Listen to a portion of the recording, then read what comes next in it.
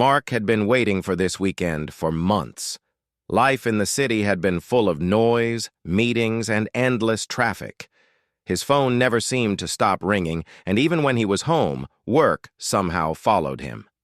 That's why the little lake cabin meant so much to him and his wife, Laura. It wasn't big or fancy, but it sat right on the edge of the water, surrounded by tall pine trees that swayed gently in the breeze. Here, there were no car horns, no office calls, and no pressing schedules, just the soft sound of water lapping against the shore and the occasional call of a bird from the forest. They left early on Friday morning to make the most of their time there. The drive was long but peaceful, the road winding through green hills and quiet farmland. Laura sat in the passenger seat with the window slightly open, letting in the fresh air. She was smiling in that relaxed way she only did when they were on their way to the cabin. In the back seat, their cooler was packed with fresh groceries, vegetables, bread, fish for grilling, and a few special treats they saved for these trips. By the time they arrived, the sun was shining over the lake, making the surface sparkle, like glass. Mark parked the truck and they both stood there for a moment, just breathing in the scent of pine and fresh water. "This," Mark said softly, "is what I've been waiting for." Laura smiled and squeezed his hand. The cabin was simple. A small living room with a stone fireplace, a modest kitchen, and 2 bedrooms. It had been in Mark's family for years, passed down from his grandfather, and every piece of furniture seemed to carry a memory. The old rocking chair by the window, the faded rug in front of the fireplace, even the fishing poles leaning against the wall, all of it felt like home. That first evening was pure bliss. They grilled fish on the deck, ate by the light of the setting sun, and listened to the soft hum of crickets as the stars appeared one by one in the darkening sky. Later, wrapped in blankets, they sat by the fireplace, sipping hot tea and talking about nothing in particular. For the first time in weeks, Mark felt his shoulders relax. Saturday morning arrived with golden sunlight streaming through the curtains. Mark woke up early out of habit, but instead of reaching for his phone, he slipped outside to the deck. The lake was perfectly still, reflecting the pink and orange hues of the sky. A mist hung low over the water, giving the whole scene a quiet, magical feeling. He sat with a cup of coffee, listening to the world slowly waking up, birds singing, leaves rustling, the distant splash of a fish breaking the surface. Laura joined him a little later, still in her robe, holding her own steaming mug. They talked about maybe taking the boat out after breakfast, maybe hiking one of the forest trails later in the day. They had no strict plans, just the freedom to do whatever they felt like. That was the beauty of these trips. But that peaceful morning was cut short. The first sign was a low rumble in the distance. At first, Mark thought it might be a boat engine somewhere on the lake, but it grew louder, sharper. Then came the crunch of tires on gravel. A small white SUV rounded the bend and came to a sudden, almost aggressive stop right in front of their cabin. The engine idled for a moment before shutting off. Laura looked at Mark with a puzzled expression. They weren't expecting anyone. Most of the other cabins nearby were empty during this time of year. Visitors usually called ahead or waved from the road before stopping. Before they could even stand up, the driver's door flew open. A woman in her late 50s stepped out, her visor pulled low over her forehead, her lips pressed tightly together. She clutched a clipboard under her arm and walked quickly toward them, her steps kicking up small clouds of dust. "Excuse me," she called out sharply before she even reached the porch. "We need to talk about some serious issues here." Mark blinked in surprise. "Good morning," he said, trying to be polite. "Can I help you with something?" She didn't slow down. By the time she reached the bottom step of the porch, her voice had risen. "I'm the president of the Homeowners Association for this neighborhood, and this property is clearly violating several community standards. I can't just ignore it." Mark set down his coffee cup. "I'm sorry, ma'am, but I think there's a misunderstanding. This cabin isn't part of the HOA. The woman's eyes narrowed. That's impossible. Every property along this lake falls under our jurisdiction. Your boat is an eyesore, and that fence, completely unacceptable. I'm going to have to write you up and issue a fine. Laura's eyebrows went up. We've owned this cabin for years, she said calmly. It's outside the HOA boundaries. You might want to check your records. But the woman, Karen, as she introduced herself, wasn't listening. She flipped a page on her clipboard and began listing violations in a loud, authoritative tone. The dock is not in line with community design. There's no proper landscaping, and frankly, the way this property is maintained lowers the value of the entire area. Mark took a deep breath, reminding himself to stay calm. I understand. You have your rules, but they don't apply to us. We're not members. We're on private property. Karen folded her arms, clearly unconvinced. That's what everyone says when they're caught breaking the rules. I've been president for 5 years, and I know when someone is trying to skirt the system. By now, the calm, quiet morning felt like a distant memory. A squirrel darted up a tree nearby, startled by the raised voices. The lake, which had been so still earlier, now reflected a small ripple caused by the tension in the air. Mark tried again. We came here for a peaceful weekend. I think it would be best if you...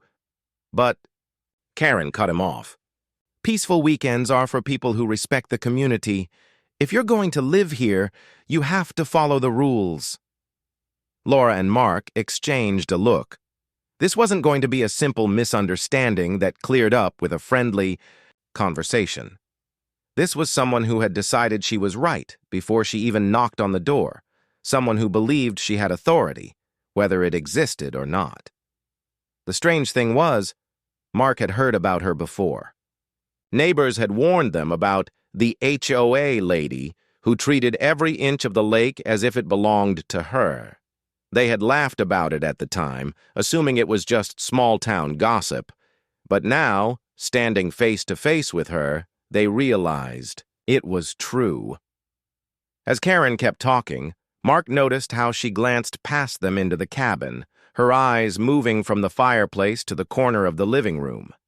There was something in her look, a mix of curiosity and disapproval, that made him uneasy. He didn't know yet that her attention had settled on something that would turn this heated conversation into an unforgettable moment.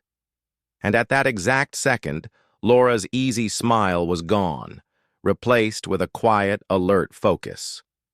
She had a feeling this morning was about to take a very different turn. Mark stood on the porch, the warm wood beneath his feet contrasting sharply with the cold tone of the woman in front of him. Karen's voice had that edge, sharp, clipped, like every word was a final decision. She wasn't asking questions. She was giving orders. You can't just leave that boat tied up there, she said, pointing toward the dock as if it were an illegal structure. It's not in line with the lake's visual harmony. We have clear standards about watercraft, size, color, and placement. I've seen smaller boats, and they're kept neatly covered. Yours is just, sitting there. Mark followed her gaze to the old fishing boat. It wasn't flashy, just a sturdy, well-kept vessel his father had used before him. It had pulled in countless fish over the years, each scratch on its surface holding a memory. That boat has been here longer than most of the houses around the lake, Mark said evenly. And it's on our property, which is outside your HOA lines. Karen shook her head, scribbling something on her clipboard. No property is outside HOA lines, she replied with the certainty of someone who had never once considered she might be wrong. I'll be issuing a notice. If you fail to comply within 7 days, there will be consequences. Laura stepped forward, calm but firm. We've never signed anything with your HOA. This is private land, completely separate from your community's rules. Karen let out a small laugh, the kind that wasn't from amusement but from disbelief. Oh, I've heard this before. People move in thinking they can ignore the system. But rules are what keep communities beautiful. If everyone did whatever they wanted, this place would look like a dumping ground in no time. The air between them seemed to tighten. Mark could feel the sun warming his shoulders, yet there was a chill in Karen's tone. It wasn't just about rules. It was about control. She wasn't here for a polite conversation. She was here to prove a point. "You're mistaken," Mark said carefully. "And if you check your maps, you'll see this land has never been part of your association. My grandfather built this cabin long before the HOA existed." Karen lifted her chin slightly. "Maps can be wrong, and even if they aren't, you're part of the community by proximity. That means you should follow the same guidelines." Mark wanted to sigh, but he knew showing frustration would only fuel her. "We came here for some quiet," he said instead. "It's Saturday morning. We're not breaking any laws, and we're not causing trouble for anyone." But the more polite he tried to be, the more Karen seemed to dig in her heels. She turned her gaze toward the deck railing, running her eyes over the wood as if it too needed her approval. "That railing isn't up to safety code, and those chairs do. You know they're not the approved style. We have a list of acceptable outdoor furniture designs." Laura exchanged a quick glance with Mark, a look that said, "This is going nowhere." "Ma'am," she said gently, "I think we should agree to disagree and let you enjoy your day somewhere else." Karen's eyes widened as if Laura had suggested something outrageous. "Enjoy my day? My day is dedicated to making sure people follow the rules. If you won't listen, I'll have no choice but to escalate this." She took a step closer to the porch, the gravel crunching under her shoes. "I can contact the, county," she added, her voice dropping lower. "I have friends who can make things very inconvenient for people who ignore the HOA." Mark felt his patience thinning. This wasn't a friendly neighbor checking in. It was someone trying to force authority where she had none. "We've lived peacefully here for years," he said. "We've never had issues with anyone until now. Please, respect our boundaries." Karen's lips tightened. "Boundaries work both ways," she said. "If you want peace, you follow the rules. Otherwise, you'll find yourself in more trouble than you can handle." The breeze picked up, rustling the pine branches overhead. Somewhere across the lake, a loon called out, the sound carrying over the water. It was the kind of peaceful noise Mark usually loved, but right now it only reminded him of how quickly the morning's calm had been shattered. Laura kept her voice steady. "This conversation isn't leading anywhere. If you have documents proving your claims, bring them by when we're not in the middle of breakfast. Otherwise, we'd like to be left alone." Karen tilted her head, her visor shadowing her eyes. "Oh, I'll be back," she said. "And next time, I won't be alone. You'll wish you'd just listened." Mark's jaw tightened, but he didn't answer. He'd learned long ago that sometimes silence was the best way to end an argument. Unfortunately, Karen didn't take silence as a sign to leave. She shifted her stance, glanced around the porch, and then, without asking, took 2 steps up. Laura's posture changed instantly. She didn't like strangers crossing into their space without permission. "Excuse me," Laura said, her tone now carrying a firmness that wasn't there before. "You need to step back." But Karen ignored her. She was already looking past them into the cabin. Her eyes swept over the fireplace, the small table by the wall, and then they stopped on something in the far corner, a tall, locked cabinet made of dark metal. Karen pointed. "What's that?" Mark followed her gaze. "That's none of your concern." "It looks suspicious," Karen said, her voice sharper now. "Is that what I think it is? You shouldn't be keeping things like that here. This is a family area. Children live nearby." Laura's expression remained neutral, but Mark could see the flicker of something behind her eyes, an awareness that the situation had shifted. "It's locked," Laura said simply, "and everything inside is perfectly legal and stored safely." Karen crossed her arms, almost triumphant. "Well, I'll be reporting it." This is exactly the kind of thing the HOA tries to prevent. Unsafe conditions, irresponsible storage. You can't just... Mark interrupted, his voice calm but firm. We don't answer to your HOA. You've made your point, and now you need to leave. Karen hesitated, as if calculating whether she could push further. The visor shaded her eyes, but her lips pressed together in a stubborn line. You haven't heard the last of this? She said finally. She turned toward her SUV, walking with stiff, purposeful steps. But before she reached the door, she looked back over her shoulder at the cabin, her eyes lingering on that locked cabinet once more. Mark watched her drive away, the crunch of tires fading into the distance. The breeze returned, carrying with it the scent of pine and lake water, as if nature itself was trying to remind them where they were. But the morning no longer felt as peaceful. Laura stepped beside him. She's not done, she said quietly. I know, Mark replied, and neither are we. What they didn't realize then was that the next time Karen came back, she wouldn't just be shouting about rules. She would be stepping into a moment that would stop her in her tracks. The rest of Saturday morning passed in uneasy quiet.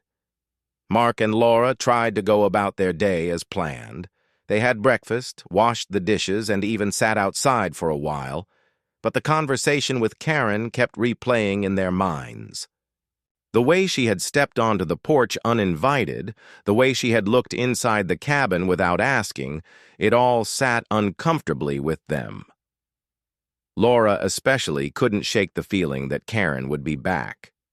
She had dealt with people like that before in her career, people who believed they had more authority than they actually did, people who thrived on confrontation. And in Laura's experience, they rarely stopped after one attempt. By mid-afternoon, the sun was high and the lake sparkled under its golden light. Mark had gone down to the dock to check the boat's ropes, while Laura sat on the deck, reading a book.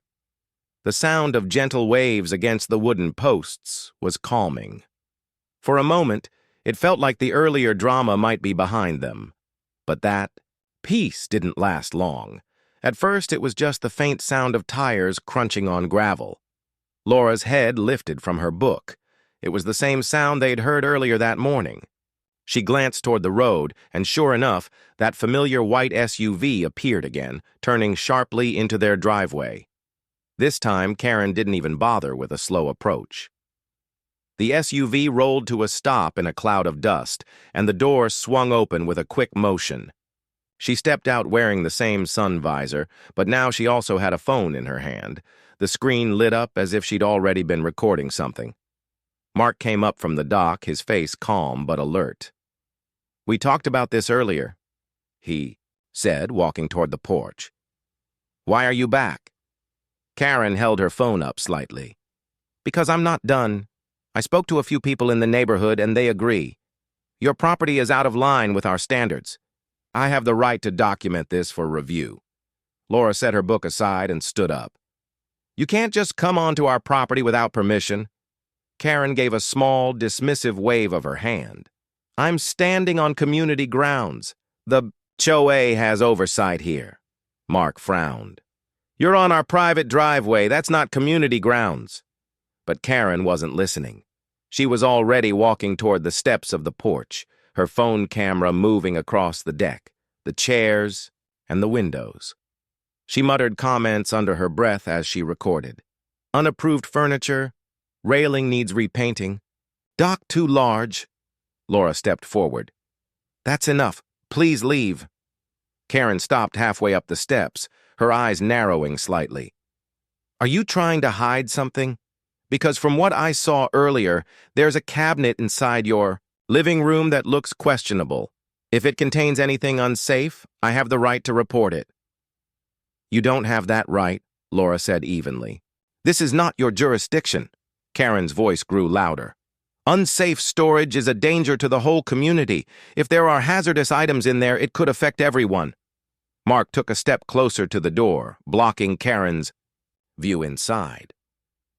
Whatever's in that cabinet is stored properly and securely. You need to stop making assumptions. but Karen's eyes darted past him, scanning the interior through the open doorway. Her voice took on a tone of mock concern. "I'm just trying to protect the neighborhood. People have children here. We can't have dangerous things lying around." Laura's patience was wearing thin. She had tried to be polite, but Karen's persistence was crossing a line. She glanced at Mark, and he could see in her expression that she'd decided enough was enough. "You want to see what's in that cabinet so badly?"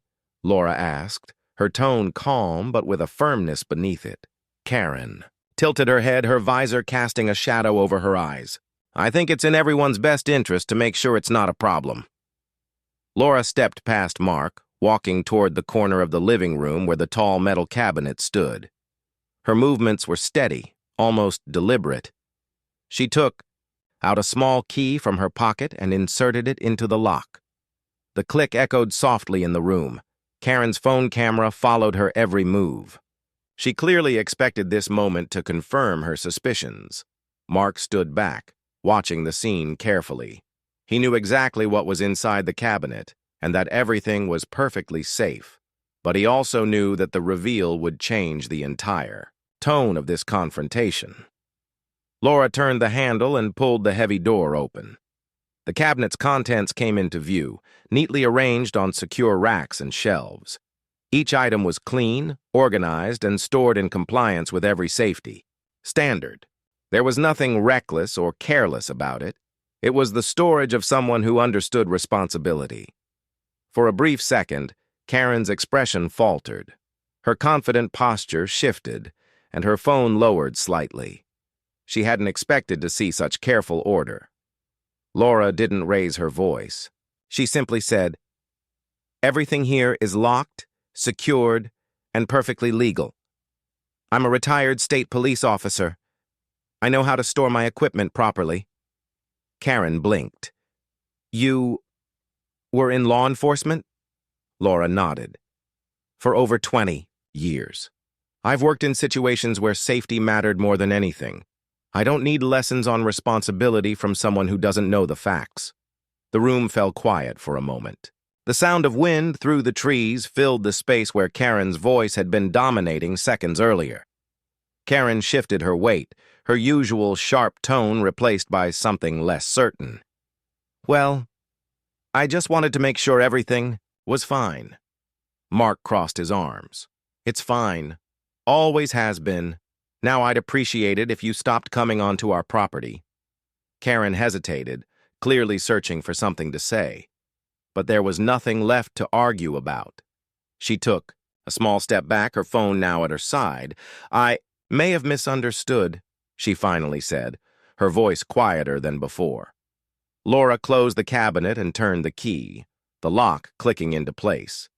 "Next time, try asking before assuming the worst. You might be surprised at what you find." Karen gave a small, stiff nod.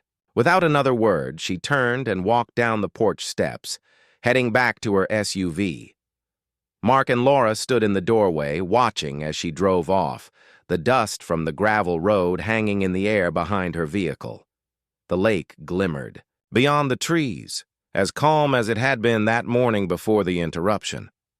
"I think that did it," Mark said after a moment. Laura gave a faint smile. "Maybe. But something tells me she'll think twice before trying this again." The day grew hotter, and the sun leaned toward the west, casting long shadows across the cabin and the lake beyond. Mark and Laura thought the morning's confrontation was behind them, but deep down, they knew Karen's attitude wouldn't allow her to simply walk away without a final attempt to assert control. Inside the cabin, the air smelled of pine wood and fresh lake breeze. Laura was in the kitchen, rinsing the dishes, when she heard the unmistakable crunch of tires on gravel again. Her heart sank slightly. She didn't have to look outside to know. It was Karen, and she had returned with more determination than ever. Mark, who had been organizing firewood near the porch, noticed her immediately. He wiped his hands on his jeans and walked toward the cabin door, meeting Laura's eyes. "I think she's serious this time," he said quietly. Laura nodded. And I think it's time we show her exactly why she can't bully us. Karen stepped from her SUV with the usual confident stride, but this time there was a slight difference in her demeanor. She wasn't smiling or laughing. She looked as if she had come to finish what she believed she had started. Her visor shadowed. Her eyes, and in her hand, she held a folder filled with what she probably thought were proof documents.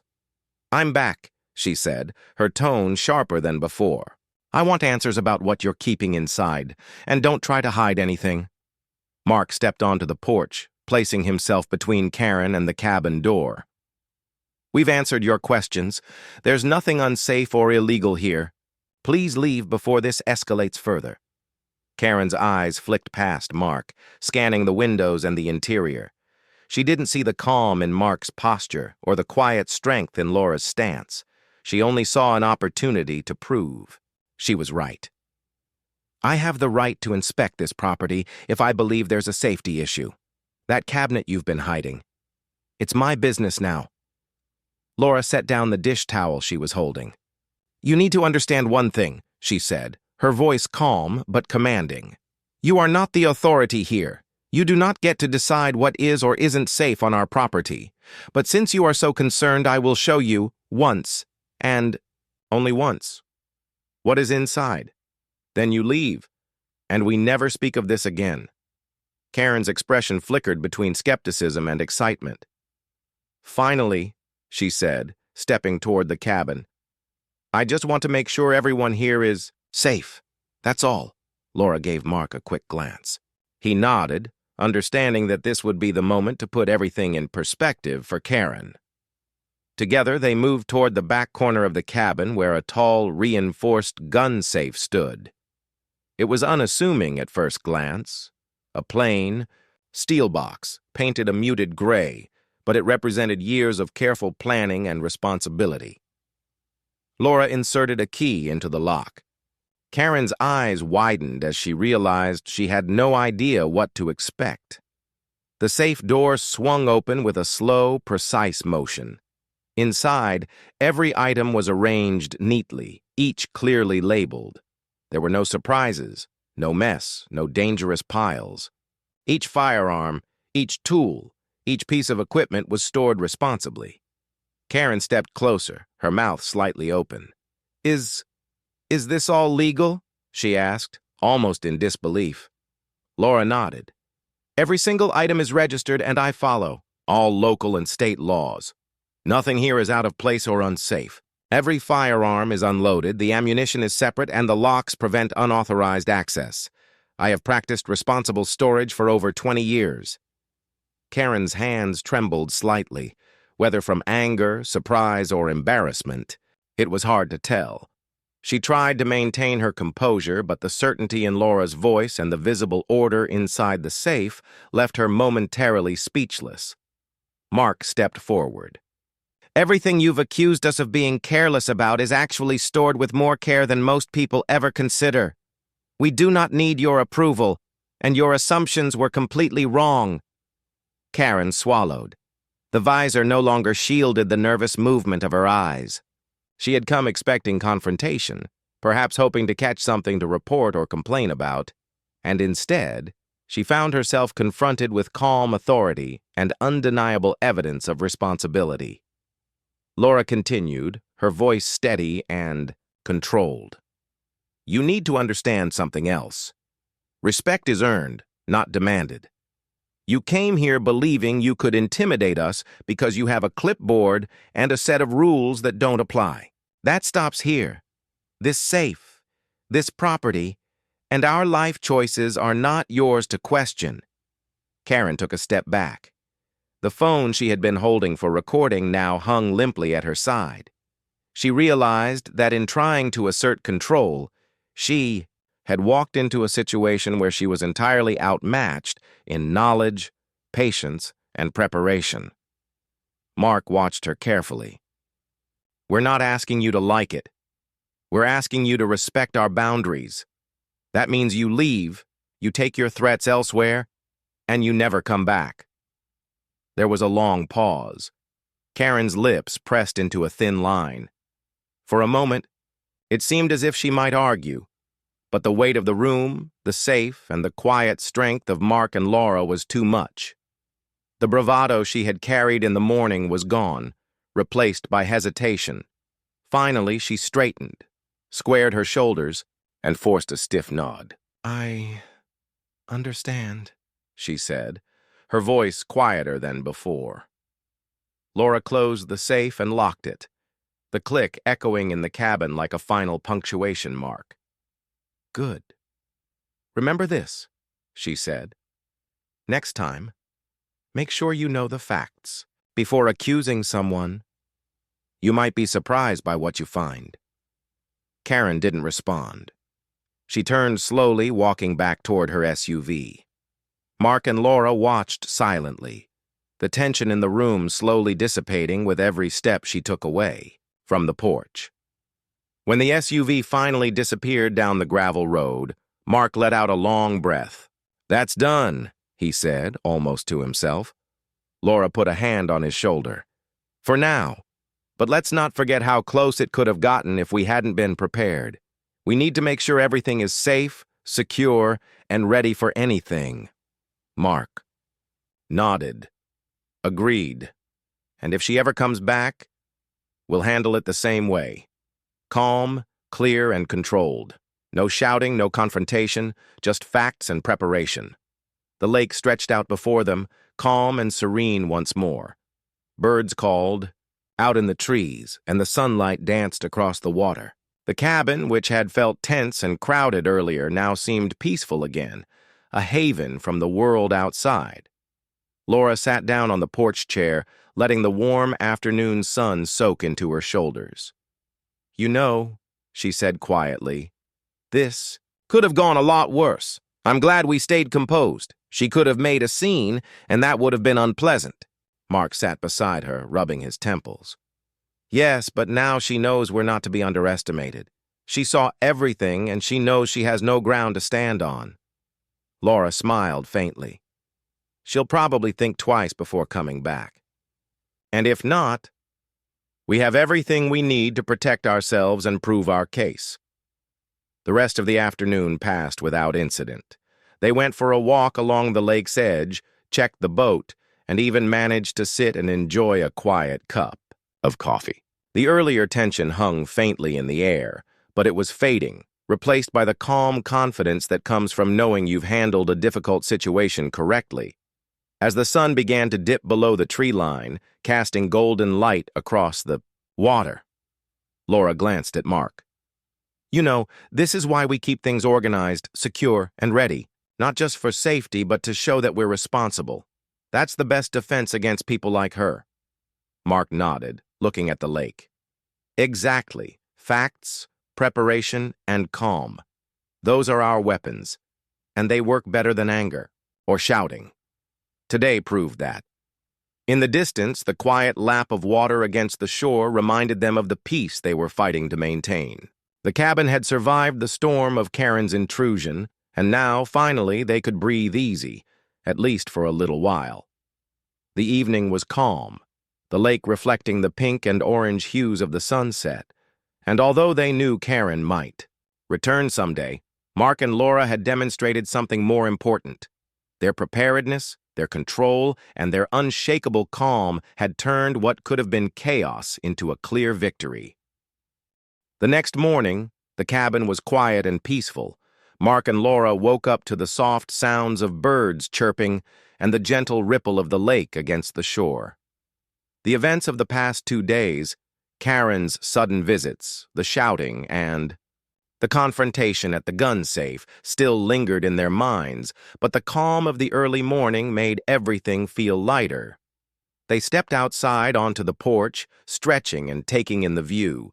The water sparkled in the sunlight, and a slight breeze carried the scent of pine and fresh air. It was as if the world had returned to normal.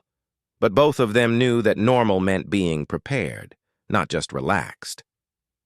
"Do you think she's going to come back?" Laura asked, sipping her coffee and watching the lake. Mark shook his head slowly. "Not for a while. She's smart enough to know she lost. Seeing the safe and how organized we are, that probably made her rethink her approach. Laura nodded. I hope so. But even if she does, we know how to handle it now. Calm, clear, and factual. They spent the morning tidying the cabin and checking their property. Every tool, every item in the shed, every piece of equipment in the garage was double-checked. It wasn't that they expected another confrontation, but experience had taught them that preparation was the best form of defense. Around noon, they decided to take the boat out onto the lake. The water was calm, and the sun was warm, but not too hot. Laura took the oars while Mark navigated from the back. They laughed and talked quietly, enjoying the simple pleasure of being on the water. It felt like a reward for the tension they had endured, the small victory of calm and control after chaos. As they floated near the center of the lake, Laura looked at Mark. You know, this whole situation with Karen taught me something. People often judge without knowing the facts. They act like their assumptions are truth. But when you stay calm and show responsibility, it changes everything. Mark smiled. Exactly. And it's not just about dealing with people like her. It's a reminder that how we live our lives, how we organize and protect what's important, speaks louder than arguments ever could. After a few hours on the lake, they returned to the cabin, their spirits lifted. They prepared lunch and sat on the porch, enjoying sandwiches and fresh fruit. The sun had moved lower in the sky, casting long shadows over the trees and the cabin. Later that afternoon, Mark suggested they take a walk along the trail behind the cabin. It was a favorite spot of theirs, leading to a small clearing where wildflowers grew and the view of the lake opened wide. They walked slowly, talking about everything and nothing, their hands brushing occasionally as they strolled. Laura stopped and looked around. It's funny, isn't it? All this tension from a few visits, and yet here we are. The world hasn't changed. The lake, the trees, the wind, they're all exactly the same. Mark nodded. It's a good reminder. No matter what people try to throw at us, life continues. And if we stay prepared and calm, we can handle anything. As they returned to the cabin, the sun was beginning to set. The sky turned a brilliant shade of orange and pink, reflecting off the water like liquid fire. It was beautiful, peaceful, and a perfect ending to a day that had started with uncertainty. That evening, they sat by the fireplace inside the cabin, enjoying the warmth and comfort it provided. Laura glanced at Mark, a smile on her face. You know, I don't want to dwell on Karen anymore. We handled it well. She got the message. We don't need to worry about her disrupting our lives again. Mark took her hand in his. Exactly. And if she does come back, we're ready. Preparedness is our strength. Calmness is our power. Knowledge is our shield. Laura laughed softly. I guess the gun safe really made the difference. Mark chuckled. It wasn't just the safe. It was the way we handled everything.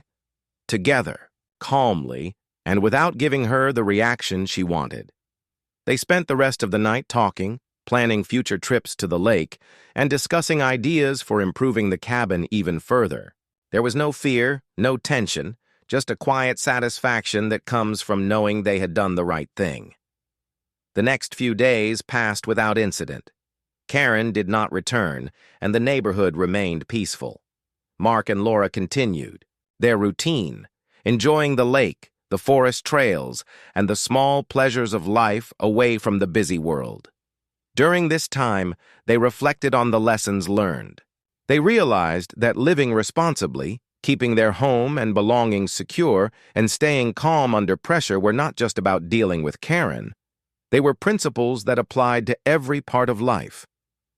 Laura thought about how many people allowed fear or assumptions to control them, how many let the opinions of others dictate their actions. She felt grateful that she and Mark had learned early on to trust their preparation and judgment. It was a lesson that extended far beyond a simple confrontation with a neighbor. Mark, too, found satisfaction in the experience. He had always believed that calm reasoning and preparedness were key to managing conflict, and now he had seen it proven in real life. Confrontation had come to their cabin, threatening to disrupt their peace, but it had been met with measured responses, careful actions, and quiet authority. As the week went on, they hosted a few friends for a quiet dinner. Stories were shared. Laughter filled the air, and the lake outside shimmered under the moonlight. Life returned to its natural rhythm, and the incident with Karen became more of a memory than a threat. On Saturday evening, Mark and Laura sat together on the porch, sipping tea and watching the stars emerge in the sky. The Milky Way stretched across the horizon, and the lake reflected the light in a gentle shimmer. It was a perfect moment, one that reminded them why they valued this cabin and the life they had created here. Laura leaned her head on Mark's shoulder. "I feel at peace now," she said softly. "Not just because Karen isn't here, but because we handled everything the right way. No shouting, no threats, no drama. Just calm and responsible action." Mark kissed her forehead gently. "That's the way to live. We can't control everyone else, but we can control how we respond. And that makes all the difference." They sat in silence for a while, letting the quiet of the night fill the space around them. The lake was still, the air cool, and the world outside seemed far away. It was a moment of complete calm, a reward for facing the tension of the past, weak with patience and clarity. Over the next few months, Mark and Laura continued to enjoy their lake cabin. They made small improvements, planted flowers along the walkway, and even added a few benches near the dock. Each day brought a sense of accomplishment and satisfaction, knowing they were building a safe and welcoming home. Karen never returned. Whether she realized that her assumptions had been wrong or simply decided the confrontation wasn't worth her effort, Mark and Laura never had to deal with her intrusion again. Their boundaries were respected, and their calm authority had spoken, louder than any argument ever could. Reflecting on everything, Laura realized that the experience had strengthened them. They had learned the value of preparation, the power of calm reasoning, and the importance of standing firm in their principles. It wasn't just about keeping their cabin safe. It was about living life in a way that respected their values and their peace of mind. Mark agreed. "It's a good reminder," he said one evening as they sat by the fire, "that life will always throw challenges at us. Some will be small, some larger than we expect. But if we approach them with calm preparation and clarity, we can handle anything. And more importantly, we can protect the things we love." Laura smiled, looking around their cabin and the peaceful surroundings. "Exactly. And the best part is, we did it together. No one else. Just us." The night grew quiet, the fire burned low, and the cabin settled into a deep calm. Mark and Laura knew that challenges might come again someday, but they also knew that their approach, prepared, calm, and responsible, would guide them through anything. And for now, that was enough. The lake, the trees, and the cabin stood as a testament to their patience, their preparation, and their unshakable calm. Life, with all its unexpected moments, had been met with quiet confidence, and for Mark and Laura, that was the greatest victory of all.